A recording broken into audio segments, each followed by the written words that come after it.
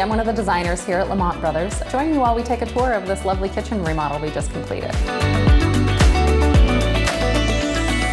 So today we'll start off over by the back door to the yard. Originally we had a sliding glass door, which has not changed, but what has changed is the way that it opens. Previously, this was the operational panel, and this was the fixed panel, and as you can see, we've reversed that. That allows our flow from the front of the house to the back of the house to be a little bit more natural. We also had a floor register here that was centered in front of the fixed panel of this sliding glass door, so we needed to relocate that over to the pantry area, which we'll look at in a moment. We also had a full height wall here where you see this half pony wall, and then a cased opening that separated the kitchen and the living room. We wanted to open that up to allow as much light from the living room to filter in through to the kitchen and to also unify those two spaces.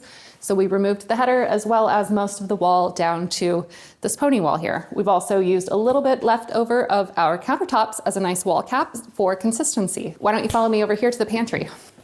So over here, we used to have one of those desk areas that everybody who grew up in a home in the 90s is familiar with some cabinetry up above. What ended up happening, instead of people doing work, paying bills, doing homework here, was it just became a catch-all for everything that people were holding, coming and going from their home. So in order to streamline this, we added some full-height pantry cabinets that have some nice roll-out shelves down below,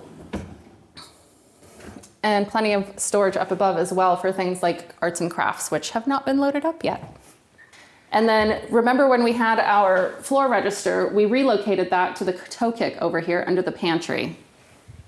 Over here is where we've decided to nest our kitchen table. It's a counter height table, which is going to be really convenient for cooking parties and just working around with friends in the kitchen because it's at counter height, which is the typical 36 inches, and it nests under this raised island over here.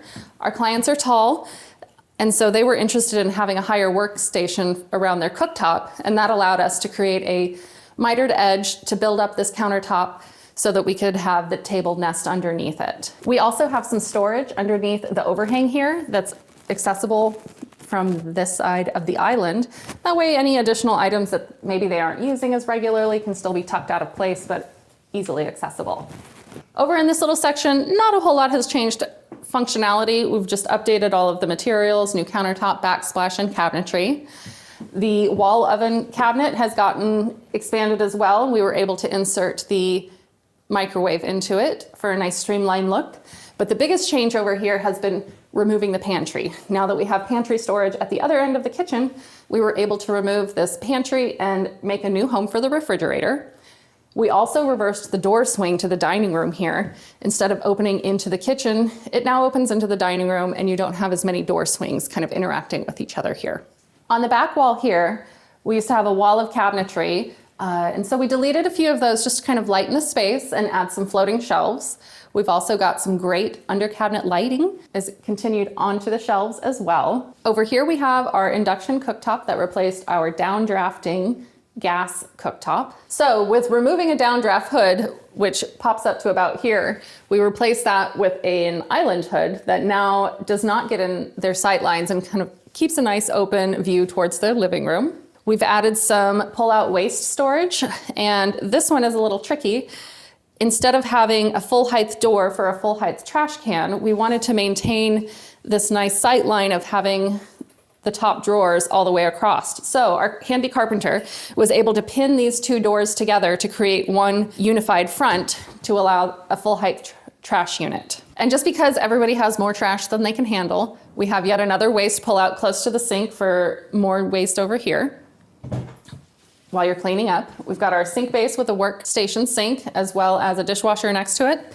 And then finally over in the corner here, since this has kind of an odd shape at the back of it, we again wanted to maintain that consistency of having a top drawer that follows around the perimeter, but again, we pinned those doors so that they function as one unit together. So all of these changes have culminated to allow us to update the lighting as well. Before we had the island hood, there used to be a large fluorescent fixture is a generous word, but light up above built into the ceiling.